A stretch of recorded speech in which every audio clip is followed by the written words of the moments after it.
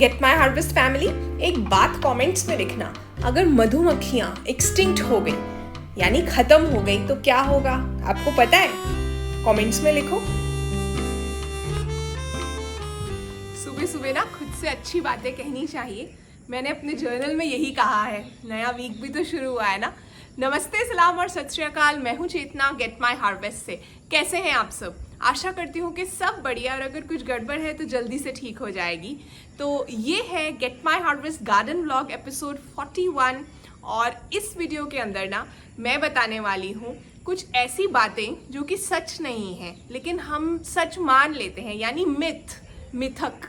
Gardening में भी बहुत से मिथ्स होते हैं जिनको बस्ट करना, जिनका भांडा फोड़ना ज़रूरी है, तो वही बताऊंगी। साथ में कुछ और अपडेट्स और मस्ती तो चलेगी। तो वीडियो शुरू करते हैं। ये है जी कैटरपिलर्स वाला बॉक्स। ये तो काफ़ी मोटे ताज़े हो गए हैं, इनको थोड़े और पत्ते देने की ज़रूरत है और बॉक्स को क्लीन करने की भी ज़रूरत है। अभी करती हूँ मैं। ये है किन्नू के पेड़ का स्टेटस। किन्नू का साइज़ जो है अच्छा बड़ा बड़ा हो गया है, लेकिन ये रेडी दिसंबर में ही होते हैं, जब धूप लगनी शुरू हो जाती है फिर से, तब। नारंगी के पेड़ से उन कैटरपिलर्स के लिए नया खाना लेने गई थी, तो वहाँ मुझे एक और कैटरपिलर भी मिल गया है। हमेशा की तरह ऐसे ही होता है, जब लेने जाती हूँ तो कुछ ना कुछ ये मिल जाते हैं।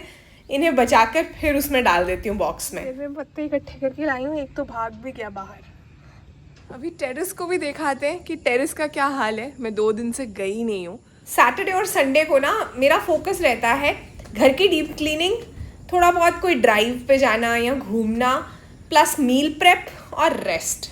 बस ये चीज़ें करती हूँ मैं। पार्टी वार्टी, मॉल वॉल का कोई शौक नहीं है। आप क्या करते हो ज़रूर कमेंट्स में बताना। इस बार ना मैंने सैलरी निकाली ही नहीं थी। पूरी गर्मियाँ जो है ये थोड़ा स्ट्रगल करती रही, अब ठीक हो गई है। सर्दियों में नई नहीं लगानी पड़ेगी। ये मेरे पीछे वो वाली बास्केट्स हैं जो मैंने बनाई थी ना, आपको याद होगा, जिसके अंदर मैंने बहुत सी तरह के प्लांट्स लगाए थे एक ही बास्केट में। ये ऑलमोस्ट भर चुकी हैं, लेकिन बारिश नहीं रुकी है अभी भी। तो मैं वेट कर रही हूँ कि बरसात थोड़ी ख़त्म हो जाए अब, तब जाके मैं इन्हें जो है स्टेप्स की साइड पे हैंग करूँगी।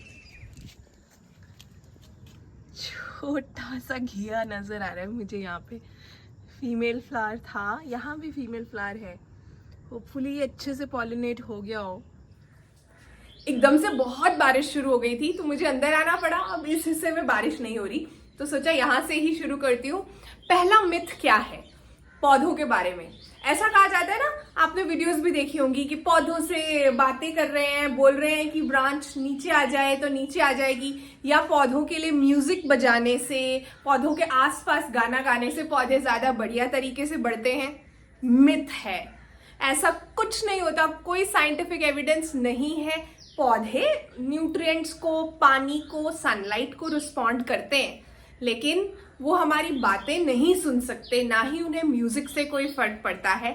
हाँ, एक चीज होती है, अगर आप म्यूजिक बजाकर गार्डनिंग कर रहे हो या आप गाना गाते हुए गार्डनिंग कर रहे हो तो आपका मूड बढ़िया हो जाता है, जिससे कि आप पौधों की देखभाल ज्यादा अच्छे तरीके से कर पाते हो।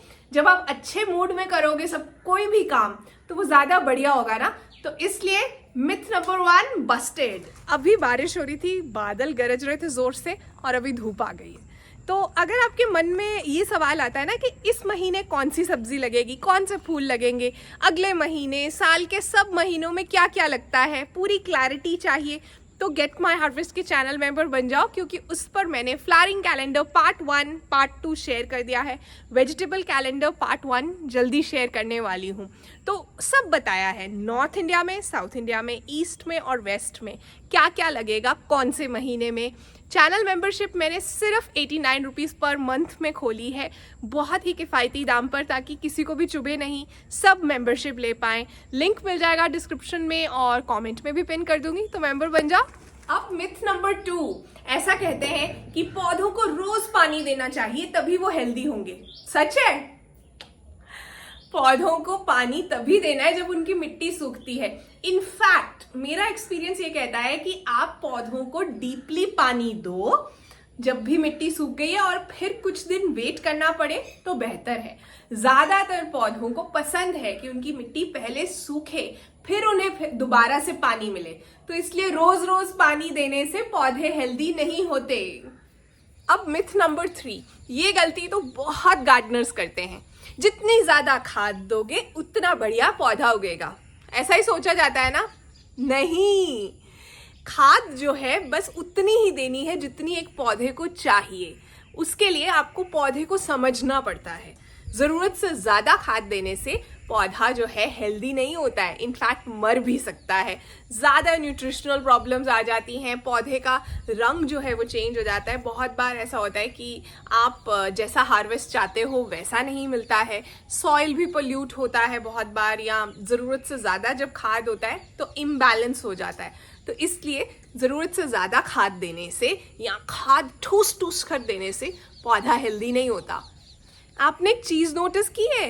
रेनबो नहीं नज़र आ रहा बहुत देर से। अमृतसर में तो मैंने नोटिस किया कि कितनी बार ऐसा हुआ है कि बारिश हुई है, साथ में धूप आ रही है, बारिश के साथ धूप आ गई है, लेकिन मुझे रेनबो नहीं नज़र आता। अगर आपको पंजाब में रेनबो नज़र आया तो मुझे बताना।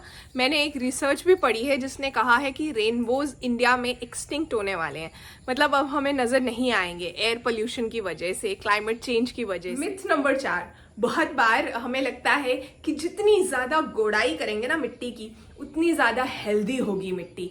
सोच के लगता है ना ऐसा, लेकिन ऐसा नहीं है।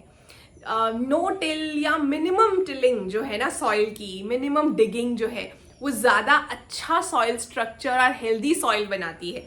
जब हम ज़रूरत से ज़्यादा गोड़ाई करते हैं तो बहुत से बेनिफिशियल ऑर्गेनिजम्स मरते हैं, सॉइल इरोजन होने का चांस बढ़ जाता है। तो ये प्रैक्टिस जो है कोई खास बेनिफिशियल नहीं है पौधों के लिए, हर वक्त गोड़ाई करते रहना। मिथ नंबर 5, बहुत बार प्लांट नर्सरीज में ये कहकर आपको पौधा बेचा जाता है कि ये एक इंडोर प्लांट है, और आप उसे रख देते हैं एक अंधेरे कमरे में या ऐसी जगह पर जहां कम लाइट आती हो। होता है ना ऐसा? तो असली में इंडोर प्लांट का मतलब है पेशियो प्लांट। जैसे यहाँ ऊपर छत है, यहाँ मैं पौधे लगा सकती हूँ जो इंडोर प्लांट्स हैं। बहुत कम ऐसे पौधे हैं जो कि कम लाइट में, काफ़ी कम लाइट में भी चलते हैं। मैंने अक्सर बताया है, जीजी, स्नेक प्लांट लो लाइट में चल जाते हैं। अदरवाइज पीस लिली में भी अगर फूल चाहिए तो उसे किसी ऐसी जगह लगाना पड़ता है। मिथ नंबर 6, बहुत से लोग ऐसा सोचते हैं कि जैसे ही कहीं गमले में या क्यारी में कोई वीड यानी खरपतवार नजर आए उसे निकाल देना चाहिए, चाहे कितना भी छोटा हो। नहीं करना है ऐसा। बहुत बार वीड्स जो हैं वो बेनिफिशियल इंसेक्ट्स यानी जो हमारे पॉलिनेटर्स हैं या एफिड्स खाने वाले इंसेक्ट्स हैं उनके घर होते हैं। तो जब तक कोई वीड बहुत ज़्यादा फैल नहीं जाता, इन्वेजिव नहीं हो जाता है, उसे नहीं निकालना चाहिए। ओवर सफाई नहीं करनी चाहिए, क्योंकि फिर बेनिफिशियल इंसेक्ट्स भी नहीं आएंगे। मैंने ना एक चीज़ नोटिस की है, जैसे वेदर चेंज होना शुरू होता है ना, अपने आप गर्मियों की सब्जियां जो है ना वो फेड होनी शुरू हो जाती हैं। पत्तियों पे या तो कीड़े लग जाते हैं, या मतलब आपका ना धीरे धीरे मन करता है कि बस अब ये निकाल दो निकाल दो। लगातार बारिश और अब हेरी कैटरपिलर की वजह से ना ये जो गाजर वाला बेड है ना, ये मुझे हेल्दी नहीं लग रहा। गाजर बहुत सी मुझे दिख रही है जैसे पत्ते ऊपर से गल गए हैं। तो मेरा मन है कि इसे हार्वेस्ट कर दिया जाए और कष्ट ना दिया जाए।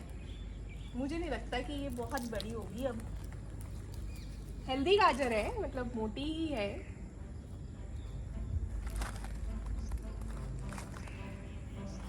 मैं सच बताऊं, मुझे गार्डन में बहुत सा डैमेज दिख रहा है, बहुत से प्लांट्स खराब हुए हैं, बहुत सा पेस्ट लग चुका है, बहुत से इश्यूज हैं।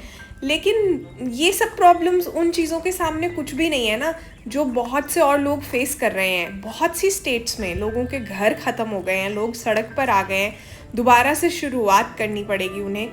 तो मेरा मन ही नहीं करता है अपनी प्रॉब्लम्स के बारे में बात करने का, क्योंकि ये कोई प्रॉब्लम ही नहीं है।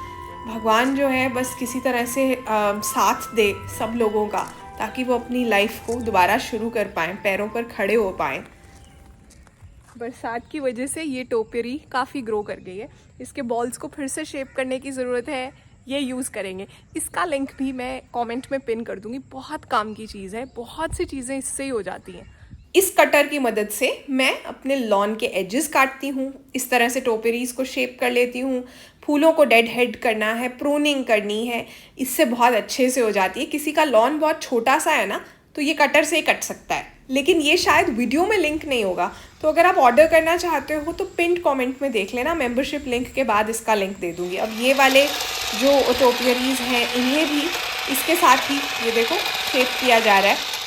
मिथ नंबर 7, बहुत बार ऐसा कहते हैं कि जो नेटिव प्लांट्स हैं, यानी जो पौधे उस जगह के हैं, मैंने वीडियो किया था नेटिव प्लांट्स पर, देखा था? नहीं देखा तो इस वीडियो के लास्ट में डालूंगी, देखना। हर जगह के कुछ नेटिव प्लांट्स होते हैं, उन्हें लगाने के फायदे होते हैं बहुत से। तो जो नेटिव प्लांट्स हैं उन्हें लगा दो और भूल जाओ, ऐसा कहा जाता है। ये मिथ है, ऐसा कुछ नहीं है। नेटिव प्लांट्स को भी शुरू में केयर की, मल्चिंग की, खाद की, सपोर्ट की, कई बार कोई स्टिक फिक्स करनी पड़ती है, ज़रूरत होती है। एक बार जब इस्टेब्लिश हो जाए फिर उन्हें कोई टेंशन नहीं है, फिर कोई सपोर्ट नहीं चाहिए। अब है मिथ नंबर 8 की बारी। बहुत बार ऐसा कहते हैं, हो गई लड़ाई, इनकी भी क्या ही प्रॉब्लम्स है ना।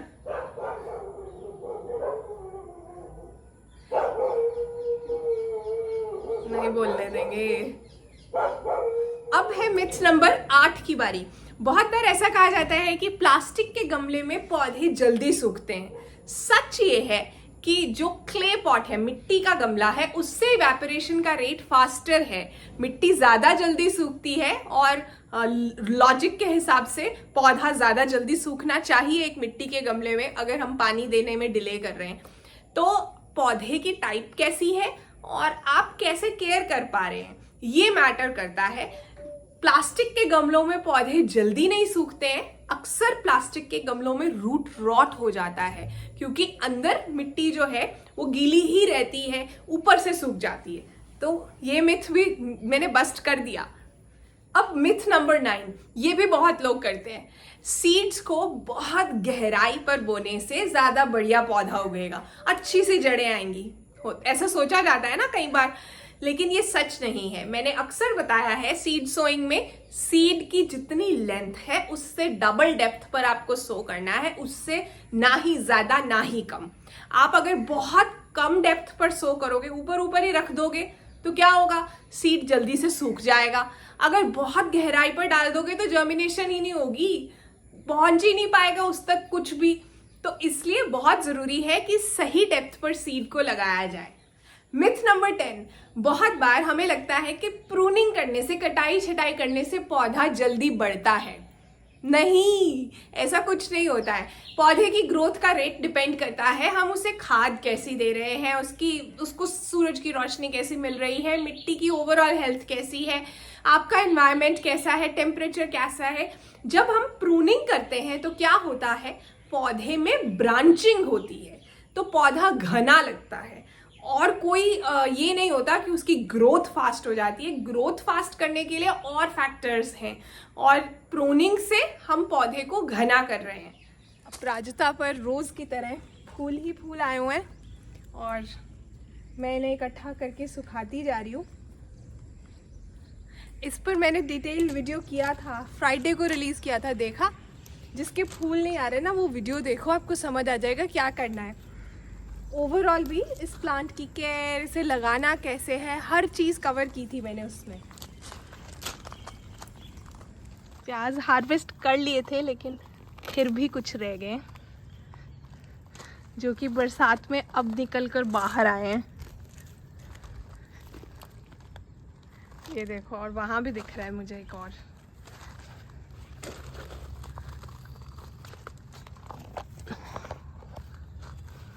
और इतनी बारिश हुई है लेकिन गले नहीं है।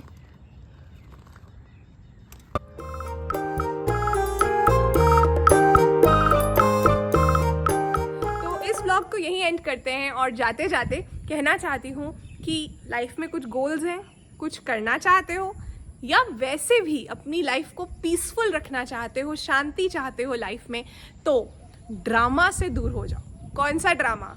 टीवी सीरियल वाला ड्रामा नहीं, वो आप कभी कभी देख सकते हो, ऐसे लोग, ऐसी सिचुएशंस और ऐसी जगहें जहाँ ड्रामा होता है ना, कुछ लोग क्रिएट करते हैं ड्रामा, कुछ सिचुएशंस होती हैं, समझ आ रहा होता है कि ये होने वाला है, वहाँ से हट जाओ.